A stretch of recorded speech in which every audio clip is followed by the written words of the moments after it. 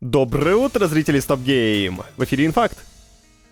Я знаю, чего вам не хватает для полного счастья этим утром. Новостей о возвращении легендарной, почти классической видеоигровой серии. Конечно, я говорю о Смуте. Сайберия Нова анонсировала мобильную игру по мотивам своего детища. Смута — Зов Сердца. Она представляет собой визуальную новеллу, разработкой которой занимается студия много-много игр. Проект расскажет о приключениях новой героини, которая путешествует по России в смутное время и пересекается с действующими лицами основной игры. Описание гласит: когда дома небезопасно, а монастырь грозит стать клеткой, единственный выход — бегство. Юная девушка решает рискнуть всем и скрывается под маской мужчины. Дорога приводит ее к казакам. Вокруг нее сплетаются древняя тайна, мрачные интриги и коварные планы, в которых ей уготована особая роль. Это практически все имеющиеся подробности. Сценарий Зова Сердца пишет Надежда Весенняя, ранее работавшая над визуальной новеллой «Сказание о знахарях». Смута Зов Сердца выйдет до конца осени на мобилках. Точная дата релиза неизвестна.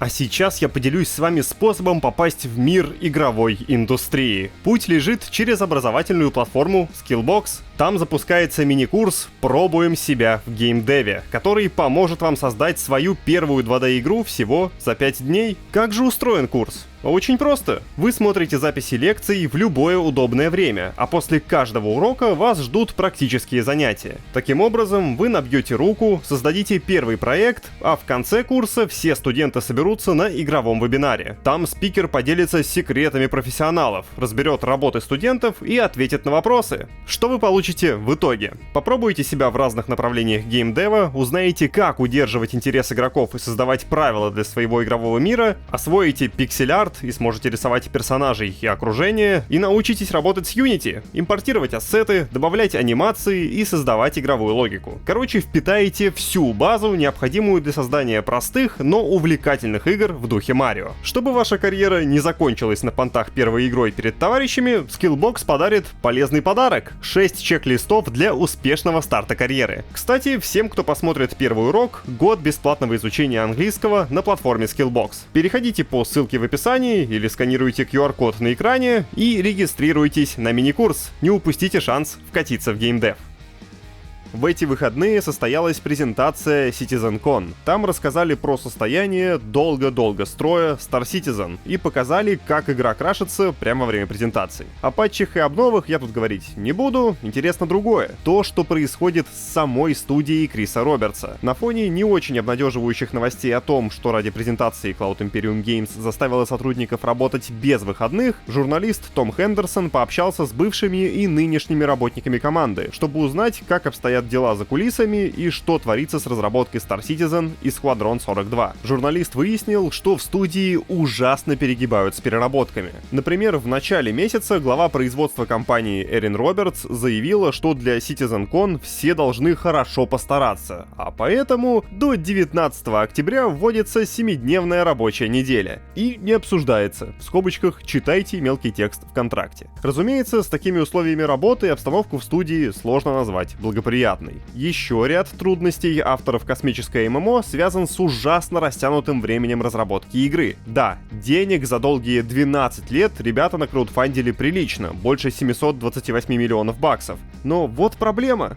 Они заканчиваются. Хендерсон пришел к выводу, что к концу 2022 компания уже потратила 637 мультов. К нынешнему моменту денег у студии либо просто нет, либо почти не осталось. Косвенных признаков того, что денег реально нет, предостаточно. Вот недавно студия пыталась без шума уволить от 100 до 150 сотрудников. Их принуждали подписывать договор о неразглашении в обмен на то, что им просто выплатят выходное пособие. Ну, то есть вы подписываете бумажку сомнительного содержания, а мы просто делаем то, что обязаны сделать по закону. Вопросы? Разумеется, еще одна часть финансовых проблем вызвана неправильным подходом руководителя к распределению бюджета. В игру, например, часто добавляются функции, которые также часто оттуда удаляются. Идеи Робертса прибавляют работы на недели вперед, а затем все летит в мусорную корзину по его же прихоти. Сотрудники рассказали Хендерсону, как руководитель отменял функции уже на 7-м этапе правок, когда на них было потрачено много времени. Такой подход не просто не эффективен, не просто обходится в кучу денег, но и отпугивает реально опытных авторов. Кто захочет пойти работать в команду, которая за 12 лет не выпустила ни одной игры и которая заставляет свою студию пахать без выходных? Короче, дела в команде не очень. Ближайшим ее релизом должна стать сюжетная Squadron 42. Источник Хендерсона сообщил, что игра только-только достигла стадии полировки, хотя студия заявляла об этом еще в октябре 2023 года. О сроках выхода Star Citizen пока нет никаких намеков. На фоне приближающегося релиза новой Dragon Age все сильнее разгораются дискуссии в интернете о том, как там все непривлекательно и насколько же больше и круглее были раньше лица героинь. С ответом на критику игры выступил Дэвид Гейдер, создатель мира Dragon Age. Он покинул команду в 2016-м, а сейчас пилит собственные проекты. По его мнению, борьба геймеров с повесткой не более чем ширма, за которой скрывается пренебрежительное отношение к женщинам. Выходец из BioWare опубликовал на площадке Blue Sky следующее сообщение. «Женщины недостаточно горячи». Правда, когда до таких людей дошло, что это очевидная реакция инцела, они поменяли непривлекательные на мужеподобные и, соответственно, трансгендеры, потому что с этими формулировками они кажутся политически активными, а не порноголовыми. Но все мы знаем, что они имеют в виду. Конец цитаты. Ну, накинул.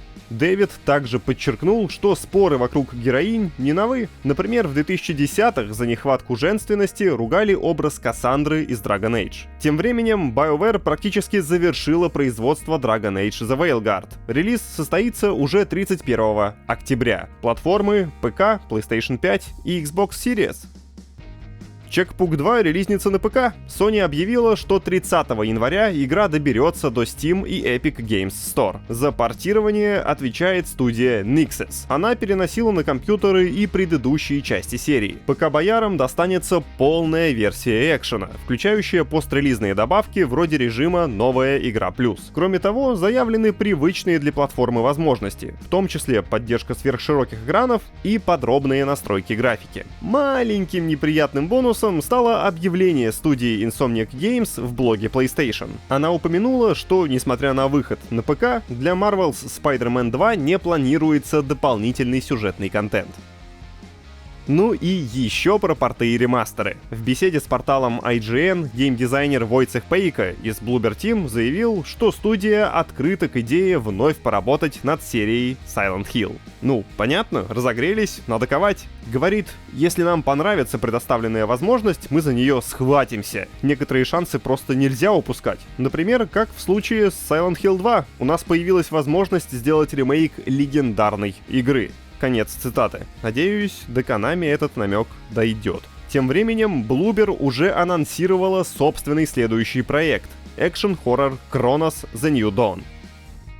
Новость специально для Фена. Студия Whoop Software поделилась свежим трейлером большого дополнения Space Age для Factorio. В ролике показали новые биомы, орбитальные станции и, конечно же, километры линий производства. В Space Age пользователи покинут родную планету и начнут разрабатывать ресурсы в космосе. Все начинается с орбитальных платформ, разбивающих и обрабатывающих астероиды. Именно эти станции станут ключом к межпланетной логистике. Всего миров для посещения авторы подготовили аж 4 штуки. Factorio Space Age стартует 21 октября в Steam. Параллельно с выходом DLC свет увидит крупный апдейт Factorio 2.0 с улучшенным управлением поездами, новыми рельсами и другим.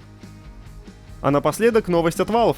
Дизайнер Steam Deck Лоуренс Янг сообщил, что компания не собирается спешить с выпуском второго поколения своей портативки, даже несмотря на возрастающую конкуренцию. Такое заявление Янг сделал во время недавней беседы с журналистами из Reviews.org. Само интервью посвящено выходу Steam Deck на австралийском рынке. По словам Янга, Valve считает, что было бы нечестно по отношению к потребителям выпускать каждый год новую версию Steam Deck с небольшими улучшениями. Вместо этого компания намерена дождаться серьезного технологического скачка, дабы новое поколение существенно превосходило предыдущее. База, вот такой подход уважаем.